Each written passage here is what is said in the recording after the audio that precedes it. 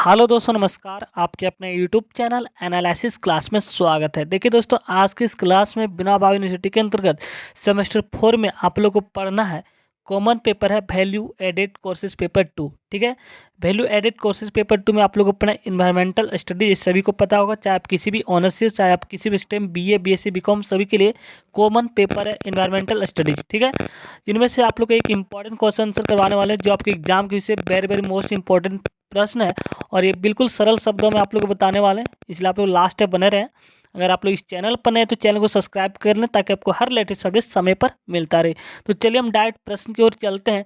आपका पहला प्रश्न है, भूमंडलीय तापन से आप क्या समझते हैं, जिसे हम लोग ग्लोबल वार्मिंग कहते हैं, और इसके कारण को लिखें। ठीक है, तो चलिए सबसे पहले इसको याद रखने का हम ट्रिक जानेंगे, ताकि आप एग्जाम पेपर में आसानी से लिख सकते हैं।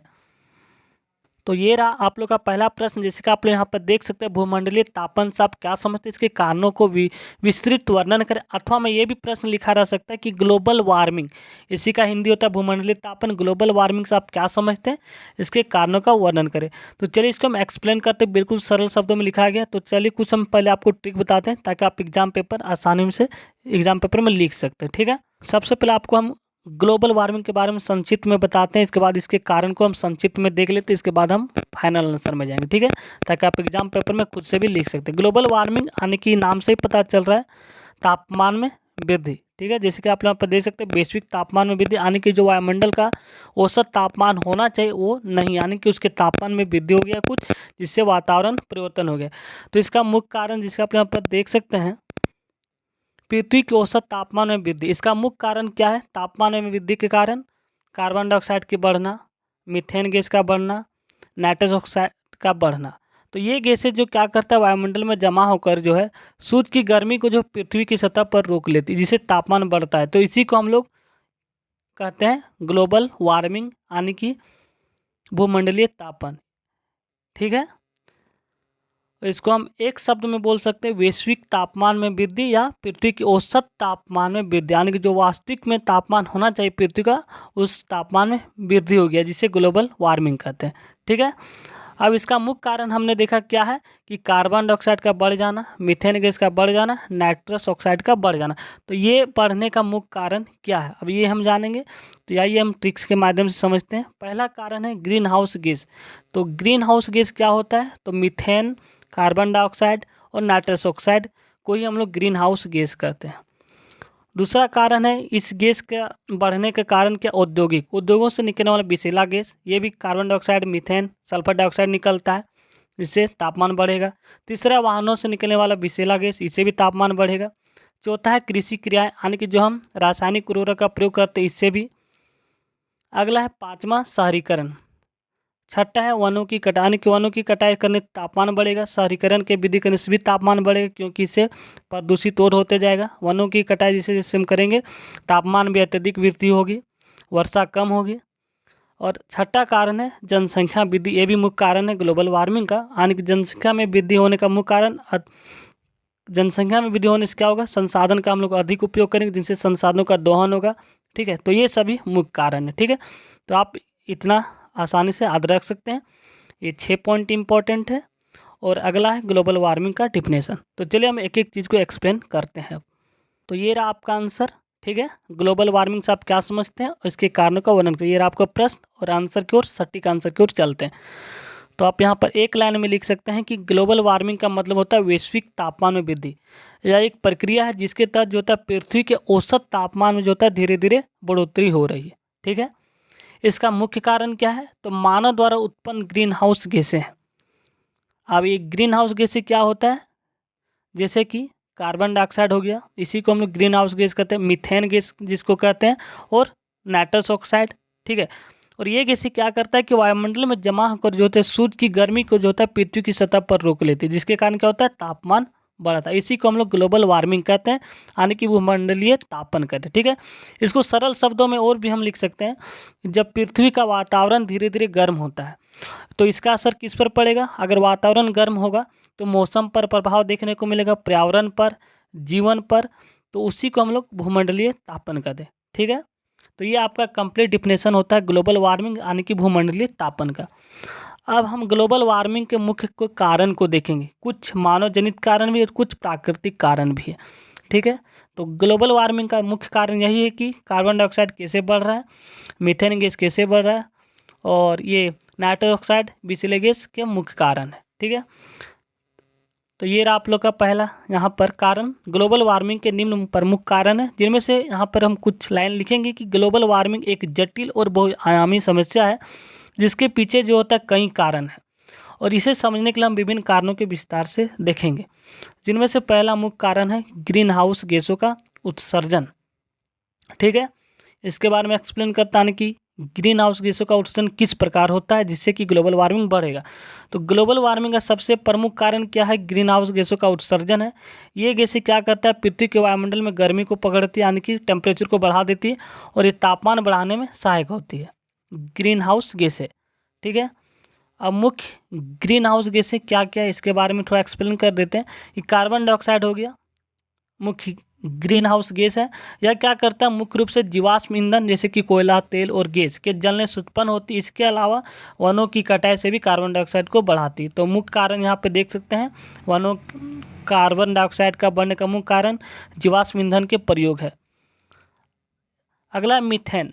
मीथेन भी यहाँ पे ग्रीन हाउस गैस है। तो मीथेन क्या करता है कि यह गैस जो होता है कृषि यानी विशेष रूप से पशुपालन हो गया, भूमि भरा और प्राकृतिक गैस के उत्पादन से उत्पन्न होती है मीथेन गैस। या मीथेन जो होता है कार्बन डाइऑक्साइड की तुलना में बहुत अधिक प्रभावशाली ग्रीन हाउस गैस है जो वायुमंडल को प्रदूषित करेगी, जिससे तापमान में वृद्धि होगा। अगला है नाइट्रस ऑक्साइड। नाइट्रस ऑक्साइड क्या करते हैं, मुख्य रूप से जो यहाँ पर एग्रीकल्चर में उर्वरक आने के उपयोग से उत्पन्न होती है, और इसका प्रभाव भी काफ़ी अधिक होता है। अगला है फ्लोरोकार्बन। ये भी यहाँ पे ग्रीन हाउस गैस के अंतर्गत आता है। ये क्या करता है, ये औद्योगिक प्रक्रियाओं में उपयोग होने वाली गैस है। उद्योगों में इसका उपयोग किया जाता है। फ्लोरोकार्बन ये ग्रीन हाउस गैस है जो वायुमंडल में लंबे समय तक बनी रहती है, जिससे कि कारण तापमान का बढ़ना। तो ये आपका पहला कंप्लीट होता है ग्रीन हाउस गैस का एक्सप्लेनेशन। ठीक है, दूसरा कारण औद्योगिकरण। औद्योगिकरण यानी कि उद्योगों से निकलने वाले विषैला गैस जिससे वायुमंडल का तापमान बढ़ता है, जिससे ग्लोबल वार्मिंग होता है। तो औद्योगिकरण ने ऊर्जा की मांग को बढ़ाया, जिससे क्या होता है, जीवाश्म ईंधन का अधिक उपयोग हुआ है, और अधिक जीवाश्म ईंधन कोयला लकड़ी का इस्तेमाल होगा तो तापमान बढ़ेगा। तो उद्योगों से निकलने वाले जो उत्सर्जन ने ग्रीन हाउस गैसों के स्तर को बढ़ाने में महत्वपूर्ण भूमिका निभाई है। तीसरा है परिवहन, क्योंकि परिवहन से भी निकलने वाला जो विषैला गैस होता है, इससे भी वायु प्रदूषित होता है, जिसके कारण तापमान में वृद्धि होता है, और तापमान में वृद्धि होगा तो उसी को हम लोग ग्लोबल वार्मिंग करें। तो वाहनों का बढ़ता उपयोग, विशेष रूप से हम पेट्रोल और डीजल पर चलने वाले वाहन का उपयोग करते हैं जो कार्बन डाइऑक्साइड के उत्सर्जन में योगदान देते हैं, और ट्रक, बस और विमानों द्वारा होने वाले परिवहन भी इस समस्या को भी बढ़ाता है। तो ये तीसरा कारण, परिवहन भी ग्लोबल वार्मिंग का मुख्य कारण। चौथा है ग्लोबल वार्मिंग का वनों की कटाई, क्योंकि वनों की कटाई होने से जो पेड़ पौधा जो होते हैं कार्बन डाइऑक्साइड के अवशोषक होते हैं, अगर इसी को हम नष्ट कर देंगे तो क्या होगा, वातावरण का संतुलन बिगड़ जाएगा, जिसके कारण तापमान बढ़ जाता है। यानी कि वनों की कटाई न केवल कार्बन डाइऑक्साइड के अवशोषण को कम करती है, बल्कि यह मिट्टी के कटाव और जैव विविधता को भी नुकसान का कारण बनता है, जिससे बायोडाइवर्सिटी भी बिगड़ जाता है, जो पर्यावरण का संतुलन होता है वो भी बिगड़ जाता है वनों की कटाई से। जब पेड़ काटे जाते हैं तो वे कार्बन डाइऑक्साइड छोड़ते हैं, जिससे क्या होता है, वायुमंडल में इसकी मात्रा बढ़ जाती है। पांचवा कारण है कृषि क्रियाएं, यानी कि एग्रीकल्चर एक्टिविटीज। तो कृषि में उपयोग होने वाले जो हम रासायनिक उर्वरक का प्रयोग करते हैं, कीटनाशक का प्रयोग करते हैं, जो नाइट्रस ऑक्साइड का उत्सर्जन करता है ये, और इसके अलावा यह पशुपालन से उत्पन्न मीथेन भी एक महत्वपूर्ण कारक है ग्लोबल वार्मिंग है, क्योंकि पशुपालन से जो होता है CH4 यानी मीथेन गैस निकलता है, और कीटनाशक का प्रयोग करने से नाइट्रस ऑक्साइड का उत्सर्जन होता है, जिससे क्या होता है, तापमान में वृद्धि होता है। यह भी मुख्य कारण है ग्लोबल वार्मिंग का कृषि क्रियाएं। ये पांचवा पॉइंट है। छठा पॉइंट आपका है शहरीकरण।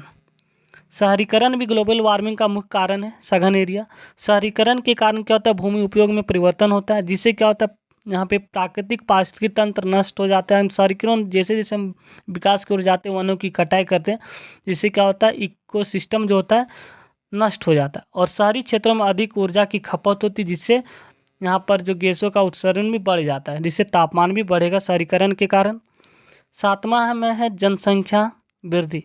अगर जनसंख्या में वृद्धि होगा तो संसाधनों का अधिक उपयोग होगा, और अगर संसाधनों का अधिक उपयोग होगा तो यहाँ पर गैस भी विभिन्न प्रकार के बनेंगे, क्योंकि जब हम कोयला लकड़ी का उपयोग करेंगे जिससे भी गैस निकलेगा जो कि वायुमंडल को प्रदूषित करेगा, जिससे तापमान भी बढ़ेगा। ये भी मुख्य कारण है जनसंख्या वृद्धि।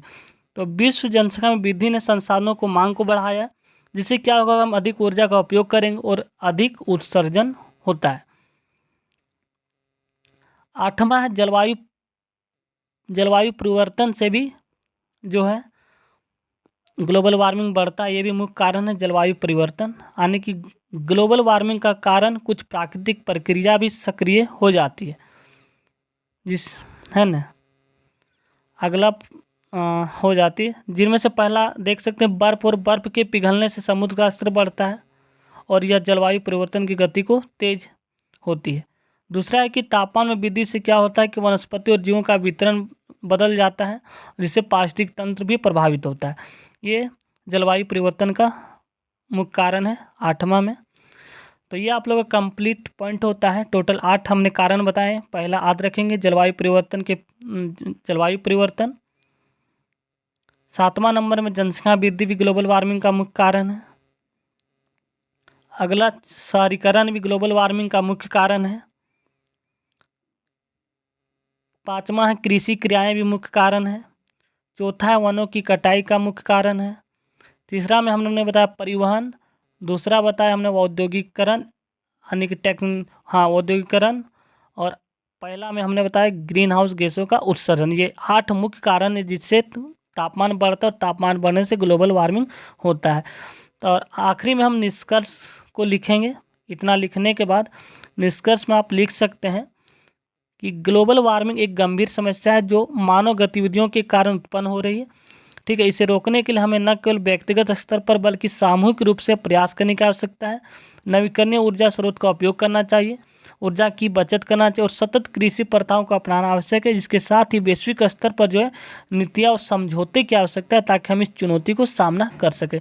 तो थैंक यू गाइस, मिलते हैं नेक्स्ट वीडियो में इंपॉर्टेंट क्वेश्चन के साथ। ये आपका क्वेश्चन आंसर कंप्लीट होता है। धन्यवाद।